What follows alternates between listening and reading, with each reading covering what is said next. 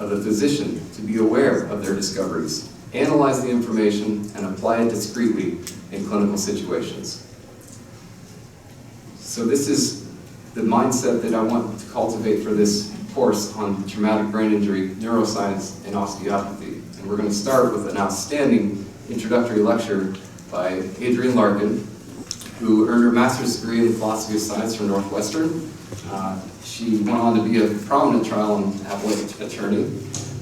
She was very instrumental in the medical research part of Dr. Von Urban's book, Healing Pain and Injury, and has been a very sought-after speaker on this topic, which I think you will see why in the short term here. So without further ado, here's Adrienne.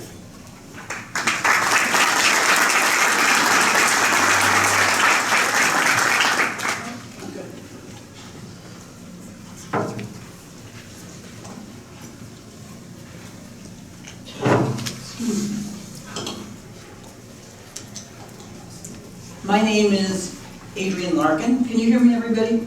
Yes. And it's an honor to be talking to all of you today. And it's an honor to be part of this amazing program with so many distinguished teachers. And I want to thank Simeon for asking me. As many of you know, I am not a physician. I'm just a regular person. But I am an unabashed evangelist for your profession because you saved my life. I've been an athlete, I like to think, my entire life. And let's face it, I'm a New Yorker. I live life fast. I've had a lot of concussions. I've had a lot of concussions with loss of consciousness, and I've had a severe head injury. I know, and in case I didn't know, I'm constantly being reminded in the press that the odds are not in my favor to have a long and prosperous life with, as my mom used to say, all my marbles intact. You know, that's the thing that we all fear, and we fear it more as we get older. You know, I know that. But I also know something else. I am one of the lucky ones because I found you.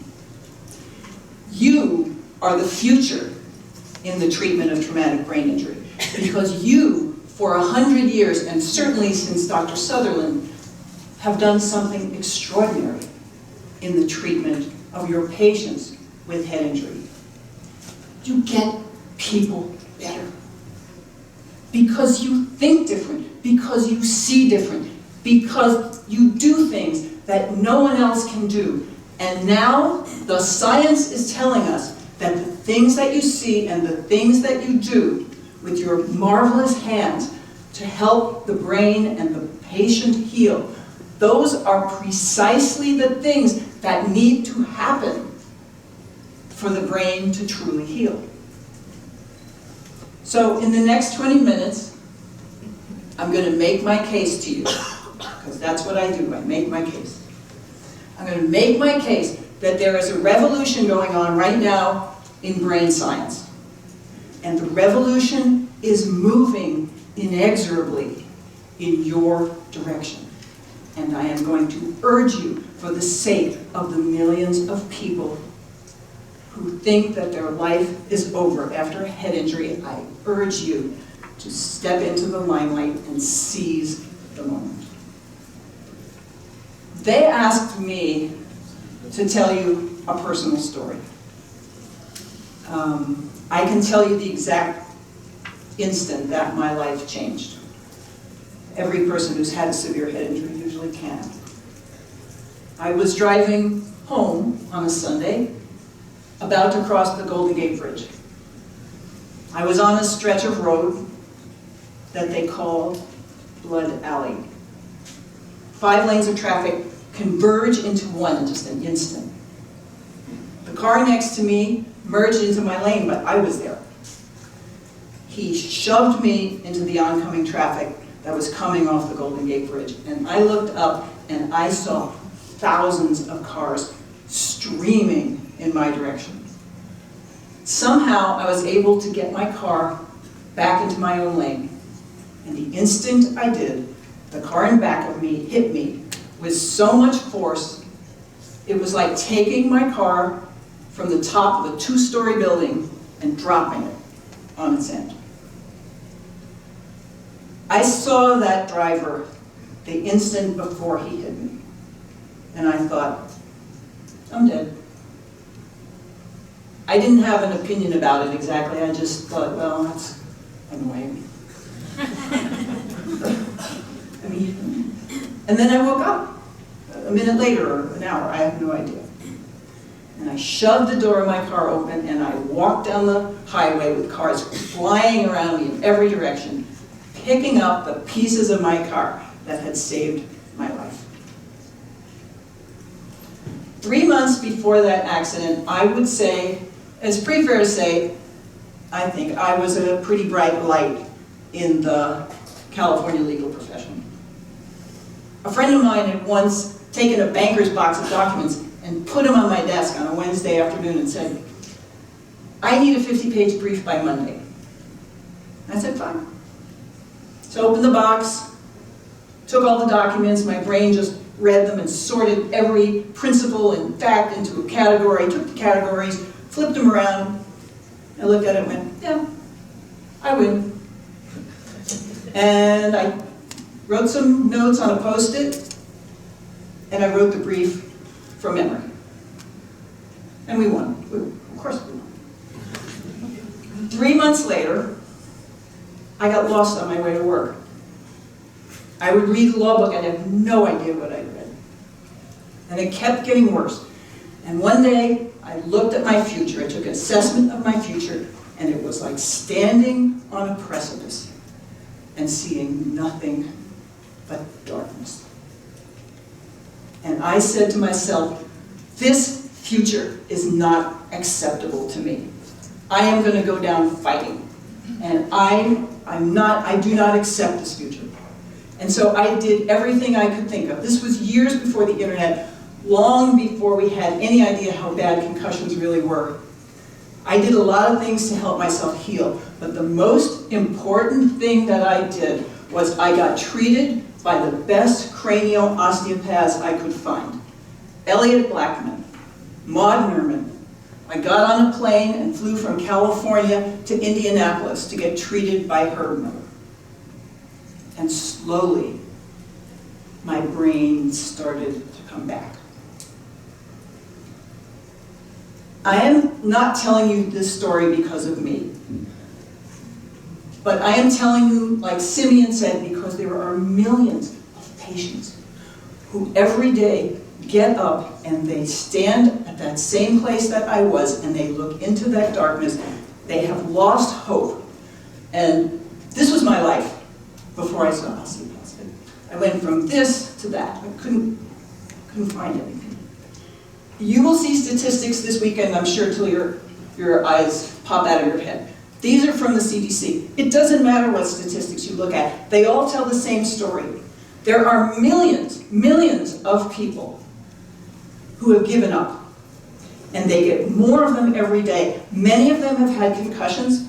Many of them are just kids. This is a shocking statistic. Millions of people who think their lives are over. It's not just shocking, it's outrageous. It's unacceptable. It's unacceptable because, for the most part, in my opinion, it's completely unnecessary. Because there are treatments that work. Because there is you. There are 3 things that have to happen for the brain to heal after a traumatic brain injury, and that's what I'm going to be talking about, concussion, just what they oxymoronically call mild traumatic brain injury. The autonomic nervous system has to be brought into balance, the brain's fluid flow has to be restored, and the whole cranial unit, the skull, the membranes, and the brain itself need to be brought back where they belong. Are they the only things? Of course not. It's a massively complex injury. Many things help the brain heal. There's no time for me to talk about it right now.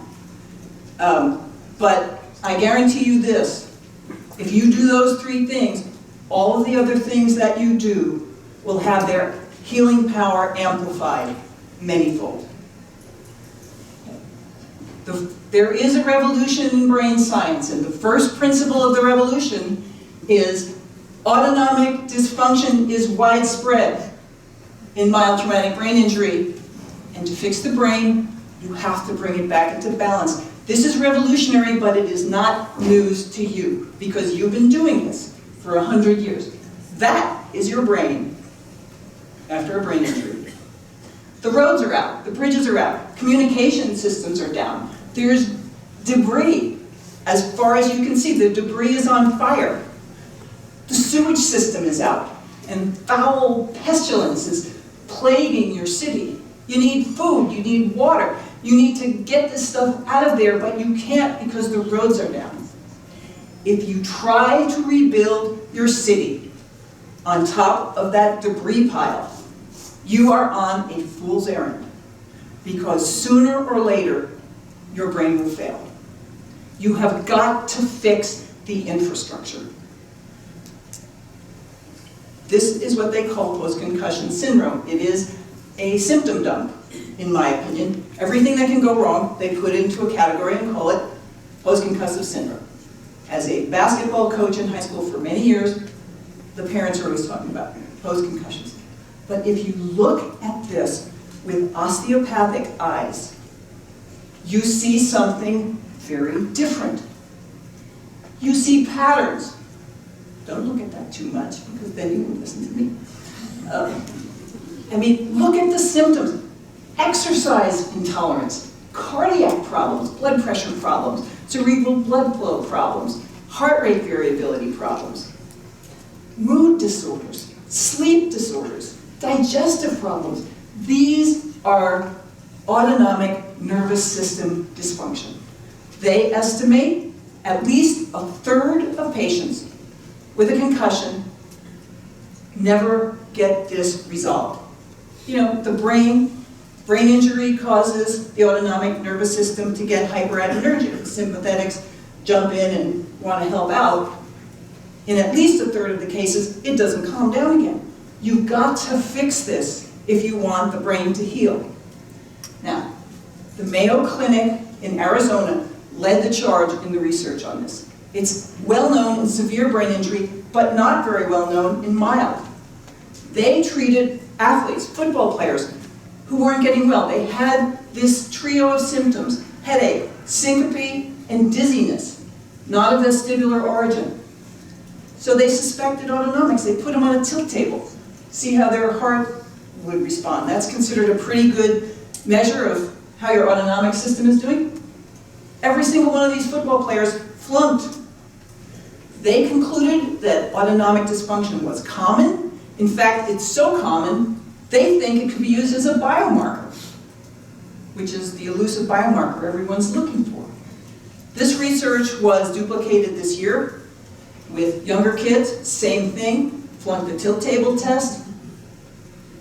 And of course, it's been known for some time that the autonomics have a role in PTSD. Now that is a massively complex syndrome, as all of these things are. But it appears that autonomic disruption has a key part in this. The symptoms go away when the autonomics recover. This, I believe, is one of the reasons you have been so successful, because you focus so much on the autonomic nervous system. How do you treat it? How does medicine treat the autonomics? Well, you know, find yourself a good cranial osteopath. That's what I tell my players and their parents. And they look at me like, is that a bone doctor? Now, let me tell you about them. So, that's what I would do. That's what I did. And I'm telling you something. Athletes know this. They're hip to this heart rate variability problem. How do I know? Athletes always want to get on the field right away, so they keep up with this stuff. And they can't find you. How do I know that? Because instead of you, there's an app. There are lots of apps. There are heart rate variability apps. There's dozens of them. They'll fix your heart rate, they can measure it, you can do things to kind of adjust it. I would rather find a cranial osteopath myself. I'm just saying. Okay. Before I leave this subject, I just want to mention the traditional way that researchers have talked about the autonomics, have figured out the autonomics, is through vagal nerve stimulation. This is pretty common in severe brain injury. They're just experimenting with it in mild. Guess what they found? Neurogenesis increases, neuroplasticity increases, cognition improves, excitotoxicity goes down, edema goes down, and of course vagal nerve stimulation has powerful systemic anti-inflammatory properties. But you knew that. You've been working with the vagus for forever. Personally, I would rather have a cranial osteopath treat me, anyone in this room, than have an electrode stuck in my vagus nerve. But this is the way they're thinking, and at least I consider this a proxy literature for the success of what you do.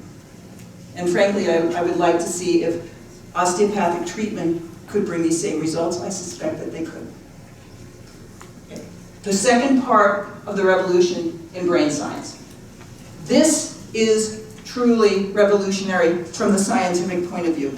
Autonomic dysfunction, they've known about from severe brain injury. Not such a big transition to minor brain injury. But this is a paradigm shift. They are rethinking every neurodegenerative disease that has an immune component. It's shifting the way the research dollars are spent. Let me summarize this for you. Let me summarize the second part of the revolution.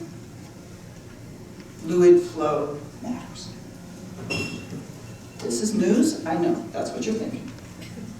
But this is revolutionary. Now they're saying, maybe it's not, maybe we shouldn't focus so much on how much amyloid beta the brain produces. Maybe we should think about the system that clears it away. That is your brain 3 months after a traumatic brain injury.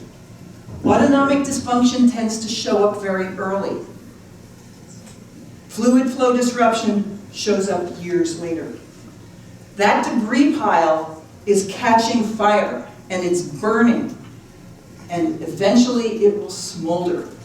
And if you don't clear away that debris, the fire of inflammation will smolder for years, until years later you have Alzheimer's, you have Parkinson's disease, you have chronic traumatic encephalopathy. You have to clean that debris pile out. Let's face it, the brain is a prima donna. It needs such a pristine environment, it has to be perfect. You know, cerebrospinal fluid is held within a very narrow range. We have the blood-brain barrier. All of that goes away in traumatic brain injury. One of the leading brain researchers has called brain injury an environmental catastrophe for the brain. I love charts. This is a really good one. You can look at them for hours. They're mesmerizing. Follow all the arrows. But you forget there's an actual person. I'm just going to talk about 3 of them because they have to do with what I'm going to say in a minute.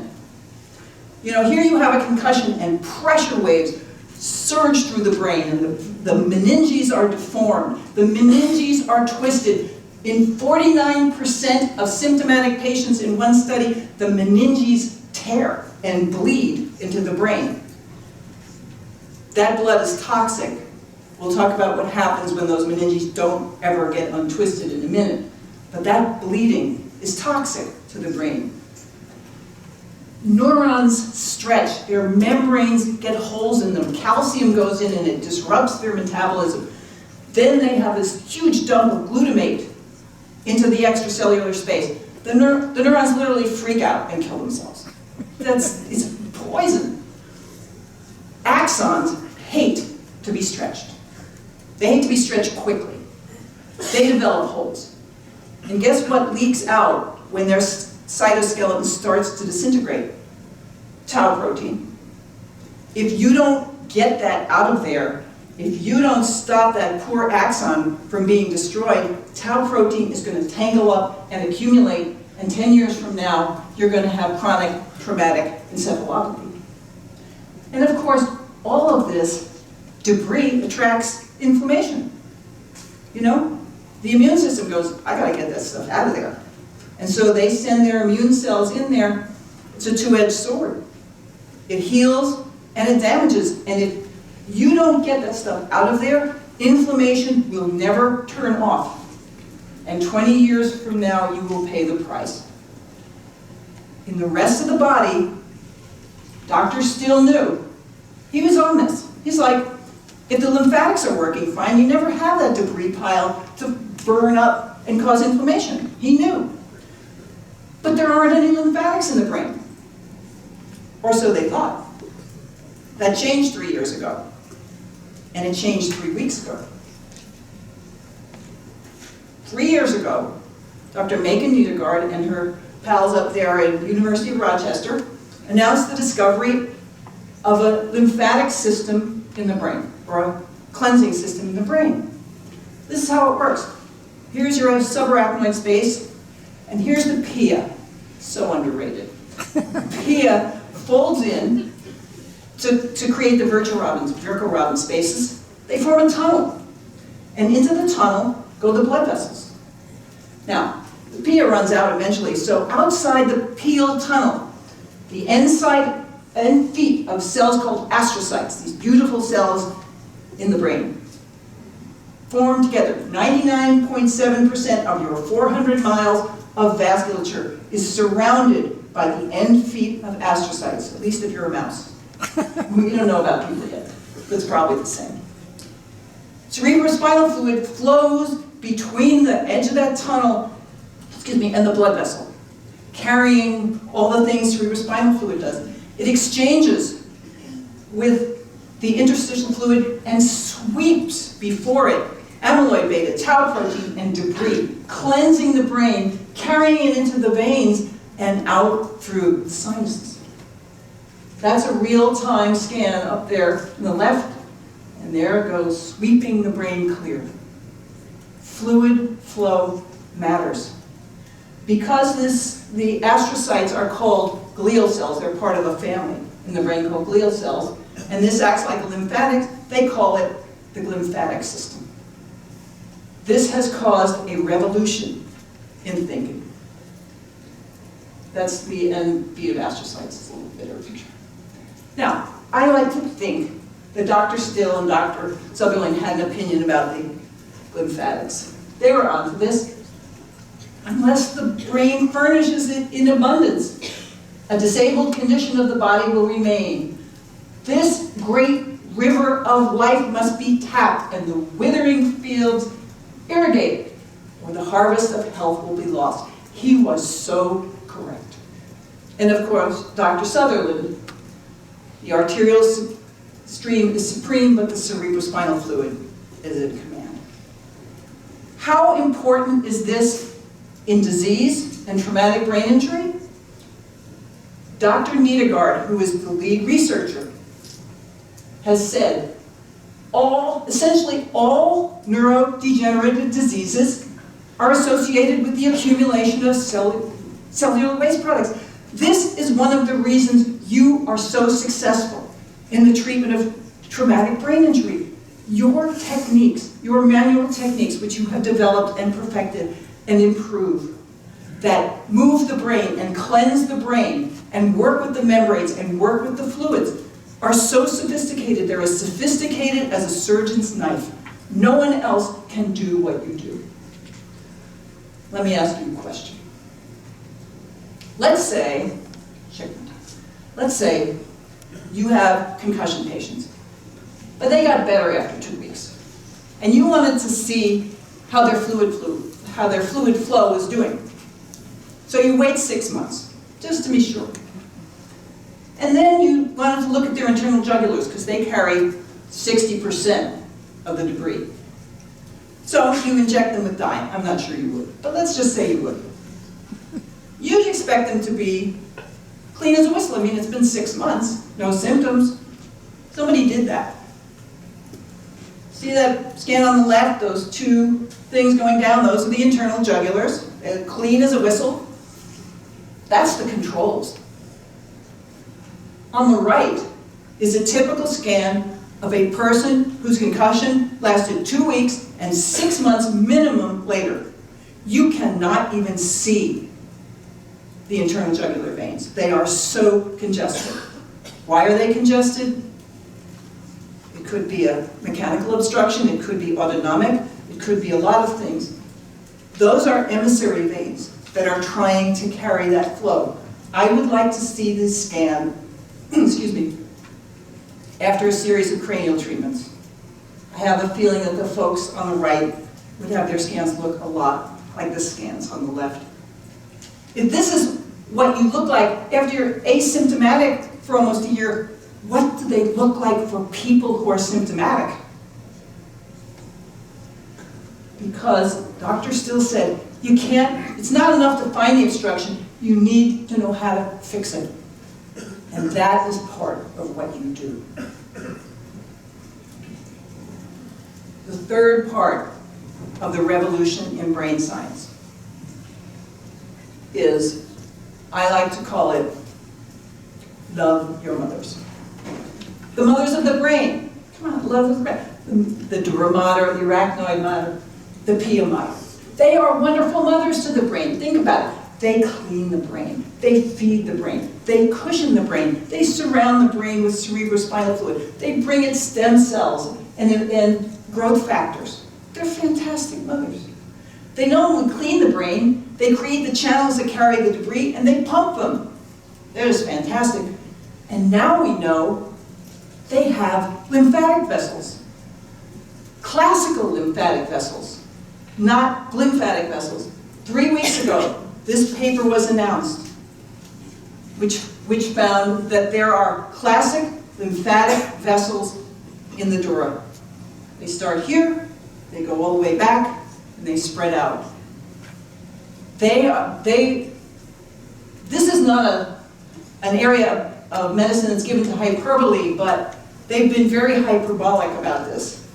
They think it's going to save us from brain disorders. Finally, after 100 years of osteopaths insisting that the lymphatics are critical, you are finally getting your due. The author of this paper says that malfunction of these lymphatic vessels might be a root cause of Alzheimer's, Parkinson's. This is not, however, why I say you must love your mothers. The meninges are a functional unit, right? They work as a tensegrity unit at every level. They not only anchor to the skull, they penetrate the brain. We just saw that as the pia infolds into the brain parenchyma to carry the cerebrospinal fluid. Wherever the meninges go, the brain goes. If the meninges, think about this, if the meninges is displaced in an injury, which it is, the biomechanical literature tells us that the meninges, at least we know it deforms. We also know that in 49% of the case in one study, it is twisted and distorted so much that it tears and bleeds. We also know in another study that the tent, this was a study of people who had concussions, who had sleep disorders, and they did MRIs, and the radiologist said, let's look at these scans and see if we can see anything that's wrong. The tent was flat. The angle that it made with the foramen magnum was flat. Now they were interested in what that did to the pineal gland, which is kind of an interesting thought. But I leave it to your considerable anatomical knowledge to think about what this does to the brain parenchyma itself. If you think of the attachments to the tent, to the clinoid processes, to the, temporal bones. If the meninges is twisted and displaced, the brain tissue inside it is twisted and displaced. And I told you, axons hate to be stretched. And now the axons are like a sprained ankle. If you keep walking on it, it bothers you just a little bit, but you cannot tolerate the kind of strain that you ordinarily could tolerate if it was healthy. And slowly, slowly, slowly, over years, that axon held in that distorted and twisted position starts to disintegrate, and tau leaks out, and inflammation starts, and the brain starts to falter. The last thing I'm going to say about this is that there is this research study by Dr. Victoria Johnson, one of the leading researchers on that axonal damage. They looked at autopsy. They looked at autopsy screens of people who had suffered from concussions.